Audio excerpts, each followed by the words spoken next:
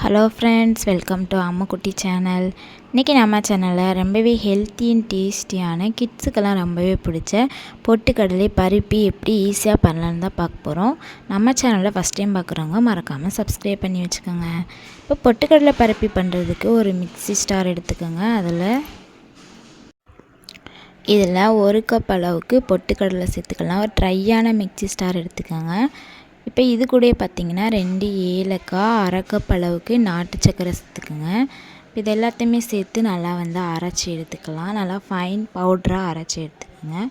இந்த மாதிரி நல்லா பவுட்ராக அரைச்சி எடுத்ததும் இதை அப்படியே ஒரு அகலமான பாத்திரத்தில் மாவு சரைக்கிற சல்லாடை வச்சு சலித்து எடுத்துக்கலாம்.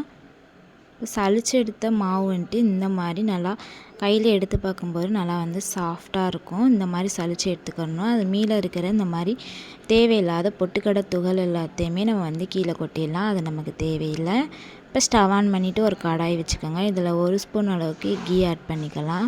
இப்போ நம்ம சலித்து வச்சுருக்கிற பொட்டுக்கடலை மாவை இந்த கீ கூட ஆட் பண்ணிவிட்டு நல்லா மிக்ஸ் பண்ணி விட்டுக்கோங்க.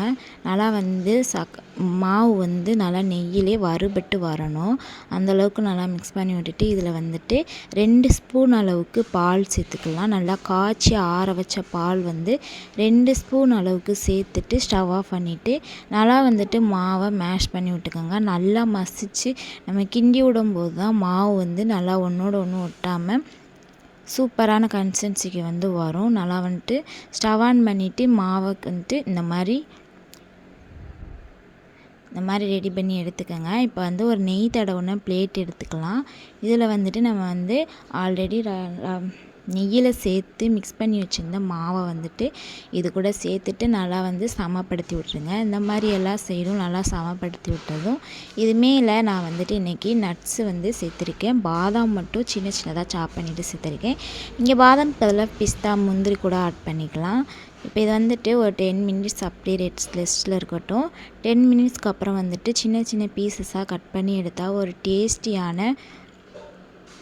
டேஸ்டியான பொட்டுக்கடலை பருப்பி ரெடி ஆயிரும். ரொம்ப டேஸ்டியாகவும் ஹெல்த்தியாகவும் இருக்கும்.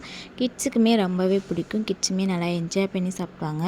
ஓகே ஃப்ரெண்ட்ஸ், வீடியோ பிடிச்சிருந்தா லைக் பண்ணி ஷேர் பண்ணுங்கள். நம்ம சேனலில் ஃபஸ்ட் டைம் பார்க்குறவங்க மறக்காமல் சப்ஸ்கிரைப் பண்ணிக்கோங்க. இந்த வீடியோ எப்படி இருந்துச்சுன்னு கமெண்ட் பண்ணுங்கள். நாளைக்கு ஒரு வீடியோவில் பார்க்கலாம். தேங்க்யூ.